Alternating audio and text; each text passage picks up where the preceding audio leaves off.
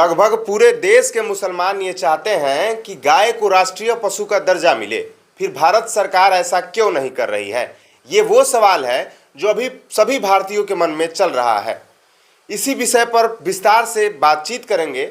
उससे पहले नए दर्शकों को मेरा परिचय, मेरा नाम किशन शर्मा है और आप द विलेज न्यूज पर इस वीडियो को देख रहे हैं।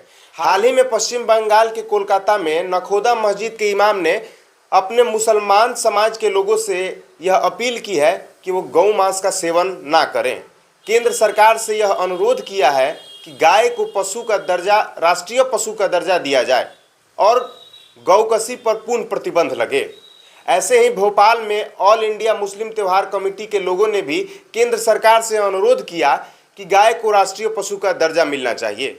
उत्तर प्रदेश के बरेली में भी मुस्लिम समाज के लोगों ने ये केंद्र सरकार से आग्रह किया कि राष्ट्रीय पशु का दर्जा गाय को दिया जाए और गाय के हत्या पर पूर्णतः प्रतिबंध लगाया जाए। हरियाणा के रेवाड़ी में भी मुस्लिम समुदाय के लोगों ने केंद्र सरकार से आग्रह किया कि गाय को राष्ट्रीय पशु का दर्जा मिले और पूर्ण प्रतिबंध लगे, ताकि हिंदू मुस्लिम की एकता जो है काफ़ी मजबूत हो और गाय पर जो वर्तमान में राजनीति होती है वो बंद हो जाए।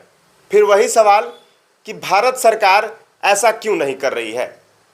ये पूरा देश समझता है कि मुसलमान ही सबसे ज़्यादा गौमांस खाते हैं। फिर जब मुसलमान ही यह कह रहे हैं कि देश में गाय को राष्ट्रीय पशु का दर्जा मिलना चाहिए, फिर भारत सरकार ये फैसला क्यों नहीं ले रही है? दरअसल संविधान के तहत पशुधन और पशु संरक्षण का मुद्दा राज्य सूची के अंतर्गत आता है। जैसे यूपी, मध्य प्रदेश, बिहार जैसे हिंदी भाषी क्षेत्रों में बड़े कानून बनाए गए हैं, वहीं केरल और पश्चिम बंगाल में इस पर कठोर कानून नहीं बनाए गए हैं। केंद्र सरकार को यह डर रहता है कि कहीं हमारे फैसले से राज्य सरकार के अधिकारों का हनन ना हो जाए। दूसरी चीज है पूर्वोत्तर और दक्षिण भारतीय की संवेदनशीलता। कई पूर्वोत्तर राज्यों में गाय का मांस खाना सामाजिक हिस्सा माना जाता है। दक्षिण भारतीयों में भी इस प्रकार का चलन देखा जाता है। इसलिए केंद्र सरकार को यह डर रहता है कि कहीं गाय को राष्ट्रीय पशु का दर्जा देने से देश में अखंडता की स्थिति ना उत्पन्न हो जाए। तीसरा पॉइंट है बाघ का वैश्विक महत्व। 1973 में बाघ को देश का राष्ट्रीय पशु घोषित किया गया।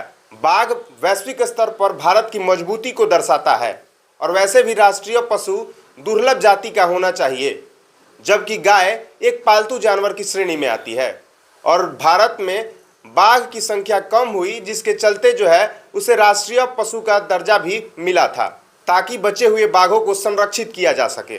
लेकिन इसके बावजूद भी यदि भारत सरकार ये कानून ला देती है कि गाय को राष्ट्रीय पशु का दर्जा मिल जाए, तो कई चुनौतियां सामने आएंगी।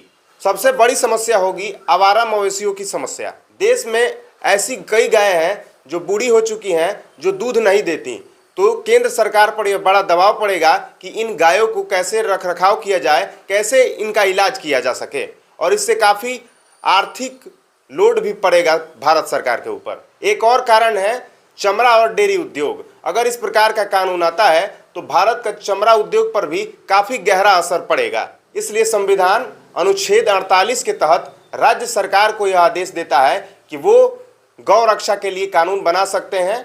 इसके बावजूद भी केंद्र सरकार ने 2 महत्वपूर्ण योजना गायों के संरक्षण के लिए लागू की हैं, जिसमें राष्ट्रीय गोकुल मिशन सबसे महत्वपूर्ण माना जाता है। तो ये वो मुद्दे थे जिसके चलते केंद्र सरकार गाय को राष्ट्रीय पशु का दर्जा नहीं देती है। लेकिन जैसा कि आप सब जानते हैं कि भारत में सबसे अधिक जनसंख्या हिंदुओं की है और मुसलमान समाज के लोग भी ये चाह रहे हैं कि गाय को राष्ट्रीय पशु का दर्जा मिले, और सिख तो हिंदुओं का समर्थन हमेशा से ही करते आ रहे हैं। तो फिर अगर सभी लोग यह ठान लें कि नहीं, गाय को जो है राष्ट्रीय पशु का दर्जा मिलना चाहिए और सरकार भी यह मान ले, तब जाकर के जो है देश में यह कानून बन जाएगा और गाय को राष्ट्रीय पशु का दर्जा मिल सकता है। कमेंट बॉक्स में अपनी राय लिखिएगा और इस वीडियो को शेयर करके देश के सभी लोगों तक पहुंचाइए। धन्यवाद। जय हिंद।